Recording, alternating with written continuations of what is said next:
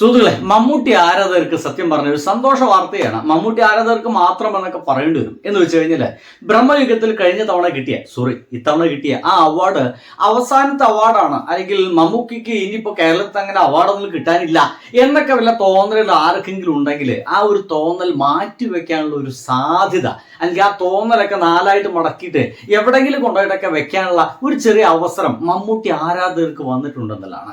ഈ മമ്മൂട്ടി ആരാധകർ എന്ന് പറയുന്ന ആളുകൾ ഇപ്പൊ ഞാൻ പറയാൻ പോകുന്ന ആ സിനിമയെ കുറിച്ച് എത്ര പേര് കാണും എന്നൊക്കെ പറഞ്ഞു കഴിഞ്ഞാൽ വലിയ സംശയമാണ്.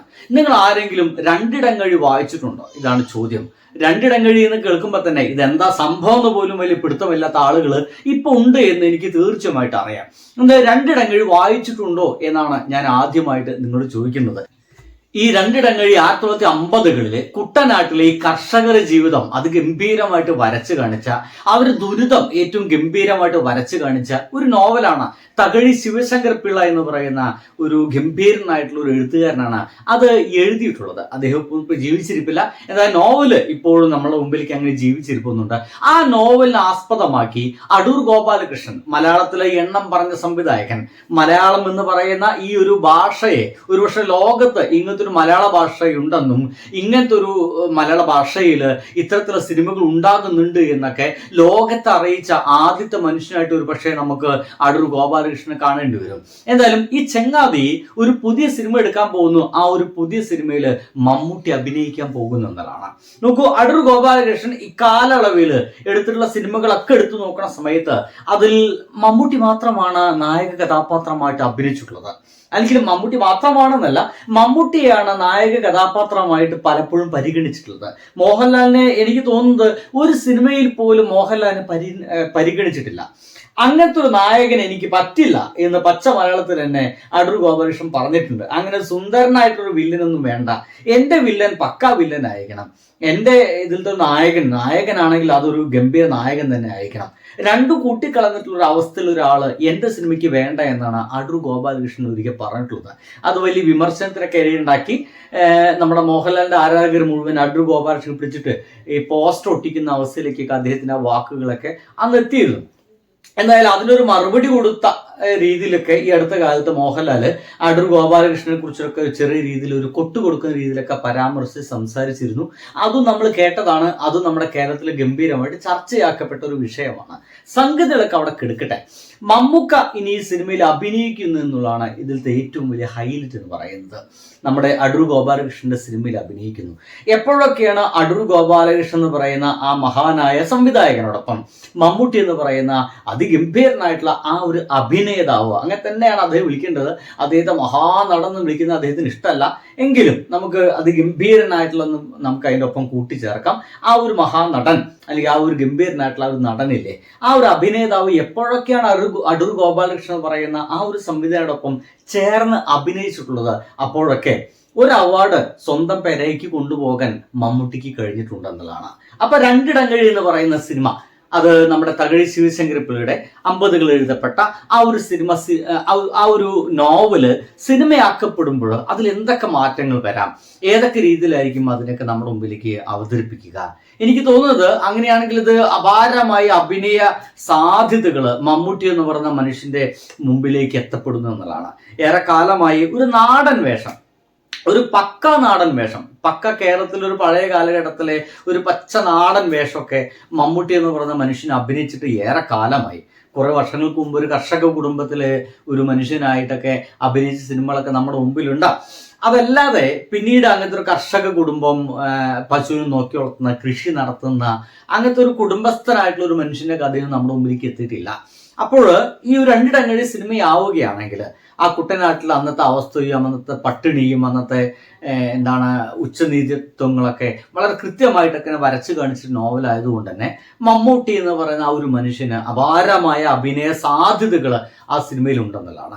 ആ ഒരു അഭിനയ സാധ്യത മുൻകൂട്ടി കണ്ടു തന്നെ ആയിരിക്കണം മമ്മൂട്ടി എന്ന് പറയുന്ന മനുഷ്യൻ ഈ ഒരു സിനിമ ഏറ്റെടുത്തിട്ടുണ്ടായിരിക്കും എന്നാണ് എനിക്ക് തോന്നുന്നത്.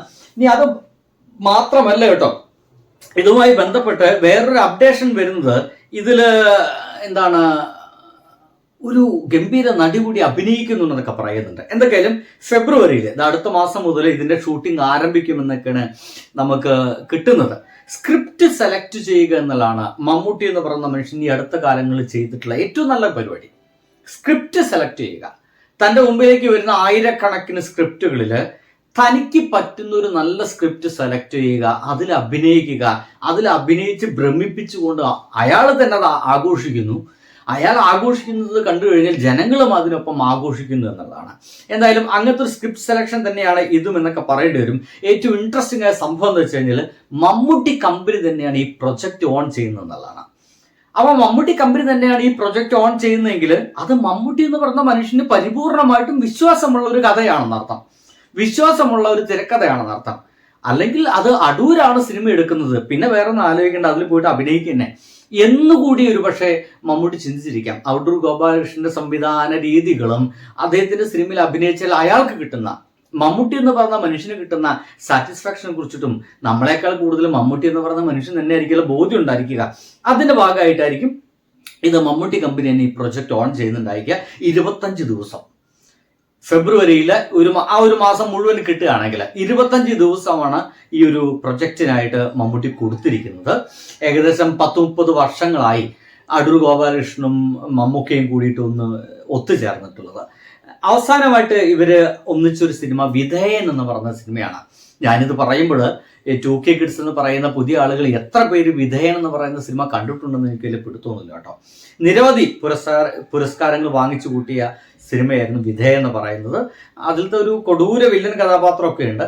എന്തായാലും ഈ വർഷം 4 സിനിമകളിലാണ് നമ്മുടെ മമ്മൂട്ടി 2026 നമ്മുടെ മുമ്പിലേക്ക് എത്താൻ പോകുന്നത്. ഒന്ന് മഹേഷ് നാരായൺ സംവിധാനം ചെയ്യുന്ന പാട്രിയറ്റ് എന്ന് പറയുന്ന സിനിമ, അതിപ്പോൾ ചിത്രീകരണം പൂർത്തിയായിരിക്കുന്നു, നമ്മുടെ മുമ്പിലേക്ക് എത്തിയതാണ്. പിന്നീട് അടൂർ ഗോപാലകൃഷ്ണൻ ചിത്രീകരിക്കുന്ന ഇപ്പോഴത്തെ ഒരു ഫെബ്രുവരിയിൽ വരുന്നൊരു സിനിമ. പിന്നെ ഖാലിദ് റഹ്മാനുമായിട്ടുള്ള ഒരു സിനിമ. ഖാലിദ് റഹ്മാന് മമ്മൂക്കയെ കുറിച്ച് പറയുമ്പോഴുള്ള ചില എക്സ്പ്രഷൻസ്, അദ്ദേഹത്തിൻ്റെ എക്സൈറ്റ്മെൻ്റ് ഒക്കെ നമ്മൾ കാണേണ്ടതുണ്ട് കേട്ടോ. ഞാനത് ചുമ്മാ ഇതിലിങ്ങനെ എടുത്തു വെച്ചിരുന്നു. കാരണം അത് നമ്മൾ കാണേണ്ടത് തന്നെയാണെന്നൊക്കെ ചില തോന്നലിൻ്റെ ഭാഗമായിട്ട് വെച്ചതാണ്. എൻ്റെ കയ്യിൽ ഇല്ല, അത് പോയി. ഞാൻ എവിടെയോ അതിങ്ങനെ വെച്ചായിരുന്നു. ഇതിപ്പോൾ വേറെ എന്തൊക്കെയാണ് വന്നുകൊണ്ടിരിക്കുന്നത് കേട്ടോ.